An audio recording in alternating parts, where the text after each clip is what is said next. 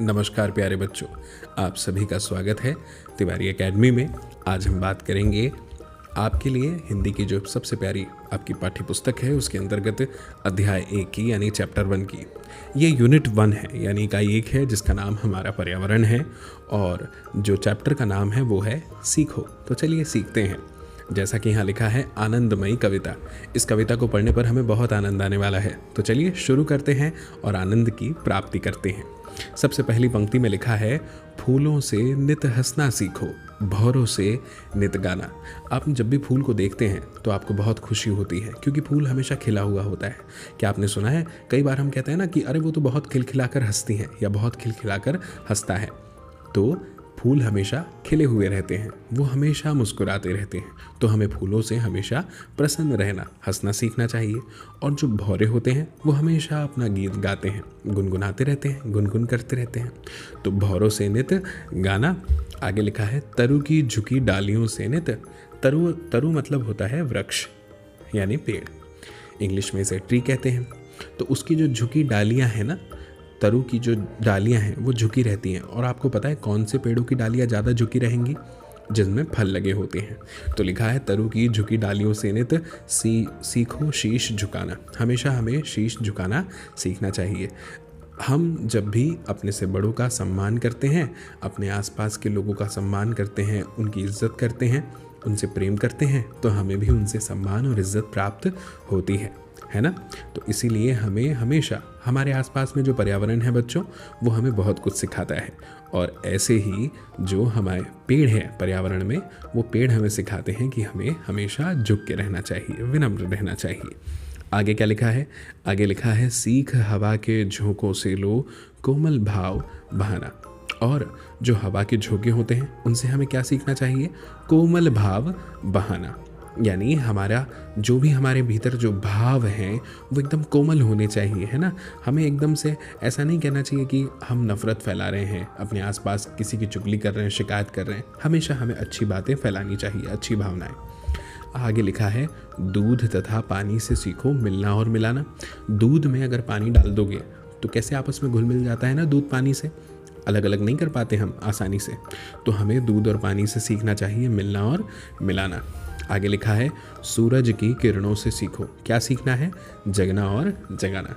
भाई हम हमेशा कहते हैं कि जब कोई उठता है तो हम कहते हैं ना कि भाई इसका भी दिन निकल गया। तो दिन निकलने से सबकी शुरुआत होती है। सब लोग सुबह सोकर ही तो उठते हैं दिन निकलने पर। तो दिन निकलवाता कौन है? सूरज। भाई सूरज नहीं होता तो भला दिन कैसे निकलता, है ना। तो जगना और जगाना हमें सूरज की किरणों से सीखना चाहिए। आगे है, लता और पेड़ों से सीखो। अब लता यानी जो डालियाँ होती हैं पेड़ की, और पेड़ों से क्या सीखना है? सबको गले लगाना। आप देखते हैं ना, जो एक पेड़ होता है बच्चों, वो सबके लिए घर होता है। पेड़ के नीचे हम आराम कर सकते हैं, पेड़ के नीचे झूला भी झूलते हैं। पेड़ चींटियों के लिए भी घर होता है, पेड़ पक्षियों के लिए भी घर होता है, और जीवों के लिए भी घर होता है कई सारे। ठीक है, तो हमें पेड़ों से सीखना चाहिए सबको गले लगाना। फिर दीपक से सीखो जितना हो सके अंधेरा हरना। और दीपक यानी दिया। दिवाली पे हम इतने सारे दिए जलाते हैं। दिए से क्या होता है? दिया जब जलता है ना तो आसपास का जो अंधेरा है वो दूर हो जाता है। तो हमें दिए से क्या सीखना चाहिए कि हमें भी जितना हो सके अपने आसपास के अंधेरे को ख़त्म करना चाहिए। अंधेरा मतलब अज्ञान, यानी ज्ञान का न होना। यानी इसका क्या मतलब है? हमें अच्छे से पढ़ाई करनी चाहिए। हम जब अच्छे से पढ़ाई करेंगे तभी तो हम हमारे आसपास के लोगों को हमेशा कुछ अच्छी अच्छी नई नई बातें बताएंगे, तो उनका भी नॉलेज बढ़ेगा, यानी उनका भी जो अंधेरा है वो दूर हो जाएगा। इस तरह से आगे लिखा है, पृथ्वी से सीखो प्राणी की सच्ची सेवा करना। पृथ्वी कितनी सेवा करती है ना, अर्थ जिसमें हम रहते हैं, पृथ्वी कितनी सेवा करती है। हम उसे बीज देते हैं, वो हमें फल देती है, पेड़ देती है, और हमें रहने के लिए ज़मीन देती है। पृथ्वी हमें सब कुछ देती है। ये पर्यावरण पूरा पृथ्वी की वजह से ही तो है। तो पृथ्वी हमारी माँ की तरह है जो हमें हमारी गोद में पालती है ना। ठीक है, आगे लिखा है जलधारा से सीखो आगे जीवन पथ में बढ़ना। और हमारा जो जीवन पथ है उसमें हमें निरंतर आगे बढ़ते रहना, सीखना अगर है तो वो हमें जल की धारा से सीखना चाहिए। नदियों को कोई नहीं बताता, नदियाँ कभी किसी से नहीं पूछती कि समुद्र का रास्ता कहाँ से होकर जाता है, वो बस बहती रहती हैं और एक दिन बहते बहते वो अपने आप सागर से मिल जाती हैं। निरंतर चलते रहना ही हमें हमारे लक्ष्य तक पहुँचाता है। अगर आप चाहते हैं कि आपका रिजल्ट बहुत अच्छा आए तो आपको डेली पढ़ना चाहिए, यही सफल होने का एकमात्र सूत्र है बच्चों। ठीक है, आगे लिखा है और धुएं से सीखो हरदम ऊंचे ही पर चढ़ना। और धुएं से हमेशा क्या सीखना चाहिए हमें, कि हमेशा हमारी जो उड़ान है वो ऊंची होनी चाहिए, हमारा जो लक्ष्य है, जो हमारी सोच है वो हमेशा ऊंची होनी चाहिए। धुआं कैसे ऊपर ऊपर चढ़ता है, बिल्कुल वैसे। ये प्यारी सी कविता जो इतनी सारी चीज़ें हमें सिखाती है, ये श्रीनाथ सिंह जी ने हमारे लिए लिखी है। तो मुझे उम्मीद है आपको पसंद आई होगी, है ना। चलिए अब आगे बढ़ते हैं, और आगे बढ़ते हुए हम क्या करते हैं, हम एक काम करते हैं कि इस अध्याय में जो जो प्रश्न हैं उनके उत्तर देने का हम प्रयास करते हैं और देखते हैं कि कितने प्रश्न ऐसे हैं जिनका उत्तर हम दे पाते हैं। क्योंकि भाई जब हम अध्याय पढ़ लेते हैं तो फिर प्रश्नों का जवाब देने का अपना एक अलग ही मज़ा है ना। चलिए अब लिखा है क्या, सबसे पहला प्रश्न हमारे सामने है, लिखा है आपको इस चित्र में क्या क्या दिखाई दे रहा है। अब भाई मैं अगर मेरी बात करूं तो मुझे इस चित्र में बहुत सारी चीज़ें दिखाई दे रही हैं। जैसे मैं आपको बताता हूं, मुझे ना फलों का पेड़ दिखाई दे रहा है। ठीक है, एक मिनट के अक्षर थोड़े से, हाँ शायद अब दिखाई दे जाएंगे। मुझे ये पेड़ दिखाई दे रहा है, ये पक्षी भी दिखाई दे रहे हैं। ठीक है, ये सूर्य दिखाई दे रहा है, यानी सुबह का वक्त है। नदी दिखाई दे रही है मुझे। ठीक है, नदी के बाद ये पत्थर, ये पौधे दिखाई दे रहे हैं। ठीक है, इतनी सारी चीज़ें, आसमान दिख रहा है। अब देखते हैं कि इसमें क्या क्या लिखा हुआ है उत्तर में। उत्तर में लिखा है इस चित्र में बहती हुई नदी, पर्वत, किरणें बिखेरता हुआ उगता सूरज, उड़ते हुए पक्षी, फलदार पेड़। फलदार पेड़ मतलब ऐसे पेड़ जिनमें फल लगे हुए हैं।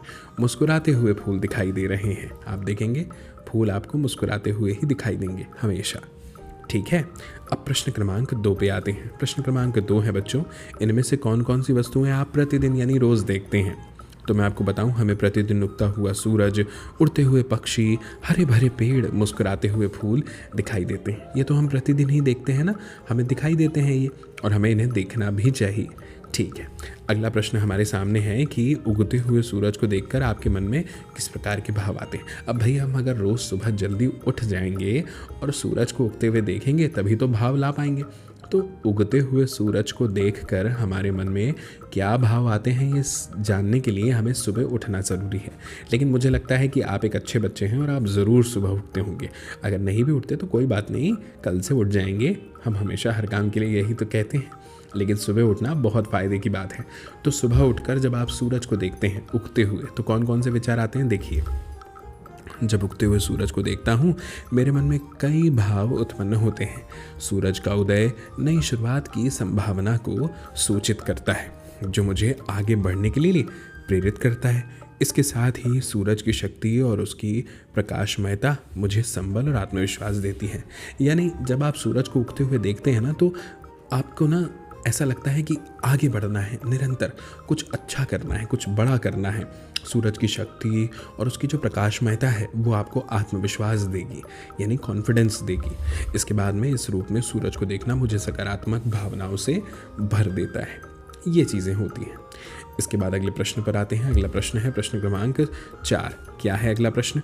अगला प्रश्न है कि रंग बिरंगे फूलों को देखकर आपको कैसा लगता है। तो मैं अपनी बताऊं कि रंग बिरंगे फूलों को देखकर मुझे बहुत खुशी और प्रसन्नता का अनुभव होता है, क्योंकि वो मुझे मुस्कुराते हुए दिखाई देते हैं। उनकी बेहद सुंदरता और विविधता मन को शांति और संतोष की अनुभूति देती है। अब सुंदरता तो आपको पता है, लेकिन ये विविधता क्या है? विविधता मतलब होता है अलग अलग तरह के फूलों का होना। जैसे कोई लाल रंग का है, कोई सफ़ेद रंग का है, कोई नीले रंग का है, कोई पीले रंग का है ना, इस तरह से। फिर फूलों की महक और उनकी प्राकृतिकता जो है वो मुझे आनंदित और प्रेरित करती है। बहुत ही ज़्यादा आनंदित हो जाते हैं हम जब फूलों को देखते हैं, फूलों के बीच में रहते हैं, फूलों को हाथ में लेना चाहते हैं, उनकी सुगंध सूंघना चाहते हैं, एक दूसरे को देना चाहते हैं, भगवान को अर्पित करना चाहते हैं। कई सारी चीज़ें, फूल बहुत पसंद होते हैं, है ना। ठीक है, अब देखिए कविता की बात में प्रश्न 1 यहाँ पर जो है वो दिया है कि किससे क्या सीख है, ये मिलान करना है। तो बताओ भाई, सूरज से हमें क्या सीखना चाहिए? जीवन में सदैव आगे बढ़ना, हंसना, जगना और जगाना, अंधेरा दूर करना, गीत गाना या शीश झुकाना। तो सूरज से हमें सीखना चाहिए बच्चों क्या? जगना और जगाना। ठीक है। फूलों से क्या सीखना चाहिए हमें? फूलों से हमें हमेशा सीखना चाहिए हंसना। ठीक है। दिए से क्या सीखना है? दिए से सीखना है अंधेरा दूर करना। ठीक है। अंधेरा दूर करना हमें हमेशा किससे सीखना चाहिए? दिए से। भौरे से क्या सीखना है? गीत गाना, जैसे वो गाता है। तरु यानी वृक्षों से, पेड़ों से हमें क्या सीखना चाहिए? पेड़ों से हमें सीखना चाहिए शीश झुकाना। ठीक है। और जलधारा से हमें क्या सीखना चाहिए? नदी से हमें सीखना चाहिए जीवन में सदैव आगे बढ़ना। इसी तरह से मैंने उत्तर में भी इसका मिलान किया है, आप देख सकते हैं। ठीक है बच्चों, ठीक है। अब आगे लिखा है, कविता में किससे सीखने की बात आपको सबसे अच्छी लगी, उसका चित्र बनाइए और नाम लिखिए। तो भाई नाम तो आप लिख ही सकते हैं, बना सकते हैं। देखिए मैंने 2 चित्र बनाए हैं कि फूलों से सीखने को मिलता है प्रत्येक परिस्थिति में मुस्कुराते रहना, और बहती हुई नदी जलधारा जीवन में हमेशा आगे बढ़ने की हमें प्रेरणा देती है। तो इससे हम सीख सकते हैं। ठीक है। अब देखिए आगे है अगला प्रश्न, प्रश्न क्रमांक 3 क्या है? पढ़िए और बताइए कि यह भाव कविता की किस पंक्ति में आया है। कौन सा भाव? लिखा है, पेड़ों की झुकी डालियों से हमें सीखना है कि हमें हमेशा विनम्र रहना चाहिए। ये किस में आया है? तो ये तरु की झुकी डालियों से नित्य सीखो शीश झुकाना, इस पंक्ति में आया है। ठीक है। आगे लिखा है, हवा के झोंकों से हमें सीखना है कि हमेशा हमें कुछ न कुछ करते रहना है। ये कौन सी पंक्तियों से आया है? तो ये जो पंक्तियों से आया वो है, सीख हवा के झोंकों से लो कोमल भाव बहाना। ठीक है। अगला प्रश्न है कि नदी नहर से हमें यह सीखना है कि जीवन में आगे बढ़ने का नाम है और हमें आगे बढ़ते रहना चाहिए। तो ये वाली पंक्ति जो है कविता में बच्चों, वो है, जलधारा से सीखो आगे जीवन पथ में बढ़ना। ठीक है। तो ये हमारे इस प्रश्न का उत्तर हो गया। अब देखिए आगे जो है कविता से आगे वाला सेक्शन, उसमें ये प्रश्न है। क्या प्रश्न है कि सूरज से जगना और जगाना सीखने की बात कही गई है, हमें सूरज से और क्या क्या सीखना है, या हम और सूरज से क्या क्या सीख सकते हैं। कोई 2 बातें लिखिए। तो देखिए उत्तर को आपको इस तरह से लिखना है बच्चों, सुंदर तरीके से। कैसे? कि सूरज हमें बहुत सी महत्वपूर्ण बातें सिखा सकता है, हमें इनसे 2 बातें निम्नलिखित सीखनी है। क्या? पहला, स्थिरता और निरंतरता। सूरज हर दिन अपनी स्थिरता और निरंतरता से समय पर उगता है और पश्चिम की ओर समाप्त होता है। हमें इससे यह सीख मिलती है कि हमें भी अपने लक्ष्यों की दिशा में स्थिर और निरंतर रहना चाहिए। दूसरा, उजाला और ज्ञान। सूरज का प्रकाश हमें ज्ञान और उजाला प्रदान करता है, वह हमें दुनिया की रोशनी में ले जाता है ना, और अंधकार को हराकर सच्चाई को प्रकट करता है। हमें इससे हमेशा सीख मिलती है कि हमें अपने जीवन में सच्चाई और ज्ञान को प्रकट करना चाहिए और अंधकार को हमेशा क्या करना चाहिए? दूर करना चाहिए। ठीक है बच्चों, ठीक है। अब प्रश्न क्रमांक 2 पर आइए। क्या है प्रश्न क्रमांक 2? लता और पेड़ों से एक दूसरे के साथ प्रेम और सद्भाव की बात सीखने के लिए कहा गया है। बात तो सही है, इनसे हम और क्या क्या सीख सकते हैं बताइए। तो देखिए उत्तर में आपको ये लिखना है। सबसे पहले आप प्रश्न तो समझ गए ना बच्चों कि जो लता यानी पेड़ है, लता है पेड़, या लता मतलब डाली होता है, पेड़ है, वो एक दूसरे के साथ प्रेम करते हैं। सद्भाव की बात हमें इनसे सीखने को मिलती है। और क्या क्या इनसे सीख सकते हैं? तो एक चीज़ जो हम उनसे सीख सकते हैं वो है संयोगवाद। आप कहेंगे कि सर ये क्या कठिन शब्द दे रहे हैं आप, संयोगवाद, इसका मतलब तो बताइए। तो देखिए पेड़ पौधे जो होते हैं ना, वो एक दूसरे के साथ संयोग में रहते हैं, यानी साथ मिलकर रहते हैं। हमें सिखाते हैं कि जीवन में हमें भी अपने समुदाय के साथ, अपने दोस्तों के साथ मिलकर काम करना चाहिए और एक दूसरे के सहारे संघर्ष को पार करना चाहिए। एक दूसरे के साथ मिलकर काम करने से, साथ रहने से हर चीज़ दुगनी हो जाती है और जो गम है, जो दुख है, वो ख़त्म हो जाते हैं। फिर है समर्पण। पेड़ और लता हमें अपने नियमित समर्पण और सहयोग के माध्यम से सिखाते हैं, हमें याद दिलाते हैं कि अगर हम अपने काम को समर्पित होते हैं और अपने समुदाय के लिए सहयोग करते हैं तो हम सफलता की ऊंचाइयों को छू सकते हैं। हमेशा हमें पेड़ से ही सीखने को मिलता है समर्पण की भावना। आपने देखा होगा ना, आप पेड़ को पत्थर मारते हैं और पेड़ बदले में आपको फल देता है। तो ये चीज़ तो हमें पेड़ से ही सीखने को मिलती है। अब प्रश्न क्रमांक 3 देखते हैं क्या है। प्रश्न क्रमांक 3 है, हम सभी में कोई ना कोई विशेषता अवश्य होती है। आप अपने सहपाठी की कौन सी बात सीखना चाहते हैं? यानी आपके साथ जो पढ़ने वाला है उसको सहपाठी कहते हैं, अंग्रेज़ी में कहते हैं, इंग्लिश में क्लासमेट। तो आप अपने क्लासमेट से, अपने बैचमेट से, अपने सहपाठी से, अपने दोस्त से उसकी कौन सी विशेषता सीखना चाहते हैं? तो देखिए मैं आपको बताता हूँ, मैंने यहाँ उत्तर में लिखा है, आप अपना उत्तर खुद से लिखिएगा, लेकिन इस उत्तर को देख के आप ये सीख जाएंगे कि आपको अपना उत्तर किस तरह से लिखना है। मैं अपने सहपाठी से संवेदनशीलता और सहानुभूति का गुण सीखना चाहता हूँ। संवेदनशीलता और सहानुभूति, ठीक है। यह सामाजिक समृद्धि और उत्कृष्टता के मार्ग में महत्वपूर्ण योगदान करती है। अब संवेदनशीलता का मतलब क्या होता है? जैसे मान लीजिए आपके साथ कुछ दुखद घटना घट गई, अब आप अपने दोस्त को बता रहे हैं, तो आपका दोस्त बहुत संवेदनशील है, वो आपके दुख को समझता है। अगर वो आपके दुख को समझेगा तभी तो वो आपकी मदद कर पाएगा, आपको उस भावना से, उस स्थिति से निकालने में आपकी हेल्प करेगा, आपका ध्यान कहीं और लगाएगा। तो संवेदनशील होना बहुत ज़रूरी, और सहानुभूति भी होनी चाहिए हमें एक दूसरे के प्रति, तभी तो हम एक दूसरे की मदद कर पाएंगे। एक दूसरे की मदद करना, समय समय पर एक दूसरे को खुश रखने की कोशिश करना, एक दूसरे का साथ देना ही सहानुभूति कहलाती है, ठीक है। आगे लिखा है, इससे हमारे बीच संबंध मजबूत होते हैं और हम समृद्ध समाज के निर्माण में सहायक बन सकते हैं। यानी एक ऐसा समाज जो कि बहुत ही समृद्ध है, जहाँ पर किसी चीज़ की कोई खास कमी नहीं है, ठीक है। अब देखिए आगे बढ़ते हैं, और आगे बढ़ते हुए बात करते हैं अगले प्रश्न की। जैसे एक शब्द है तरु, इसका अर्थ होता है पेड़। शीश का अर्थ होता है बच्चों सिर। पृथ्वी का मतलब धरती है। हरना मतलब होता है दूर करना। दिया जो है वो अंधकार हरता है ना, यानी वो दूर करता है अंधेरे को। पथ का मतलब होता है रास्ता या मार्ग, ठीक है, ओके। पथ शब्द से ही अंग्रेजी का यानी इंग्लिश का एक वर्ड आया है जिसको आप कहते हैं पाथ, ठीक है, ओके। अब प्रश्न क्रमांक 1 क्या है? ऊपर दी गई सूची को ध्यान से पढ़िए, इनमें से कोई 2 शब्द लेकर वाक्य बनाइए। तो 2 शब्द ले लिए और वाक्य बना दिए। जैसे पेड़ों से हमें हवा, छाया और फल प्राप्त होते हैं। पृथ्वी जो है सभी जीव जंतुओं का आश्रय स्थल है। सारे जीव जंतु जो है पृथ्वी में ही रहते हैं, ठीक है। अब प्रश्न क्रमांक 2 क्या है? दूध और पानी से सीखो मिलना और मिलाना। ये रेखांकित शब्दों के समान कुछ और शब्द भी बनाइए। हंसना, हंसाना, खाना, खिलाना। तो देखिए मैंने बनाए हैं हंसना और हंसाना, खाना और खिलाना के जैसे जगना और जगाना, झुकना झुकाना, नाचना और नचाना, खेलना और खिलाना, डरना डराना, करना करवाना, चढ़ना और चढ़ाना, बढ़ना और बढ़ाना। ऐसे आप भी कई सारे शब्द लिख सकते हैं। जितना आप पढ़ेंगे बच्चों, जितना आप किताब पढ़ेंगे, आपका मन लगेगा कहानी में, आपको ज़्यादा से ज़्यादा मज़ा आएगा, आप शब्द को पढ़ना सीख जाएंगे। आपको पता भी नहीं चलेगा कैसे आप अपने आप धीरे धीरे प्रश्नों के उत्तर देना, सही उत्तर देना सीख गए हैं। पढ़ना बहुत ज़रूरी है बच्चों। जितना हो सके पढ़ाई कीजिए, जितना हो सके खेलकूद कीजिए, जितना हो सके खाना खाइए, जितना हो सके मस्ती कीजिए। सब काम बहुत अच्छे से बहुत ज़्यादा कीजिए, ठीक है, और खूब खुश रहिए, एंजॉय कीजिए।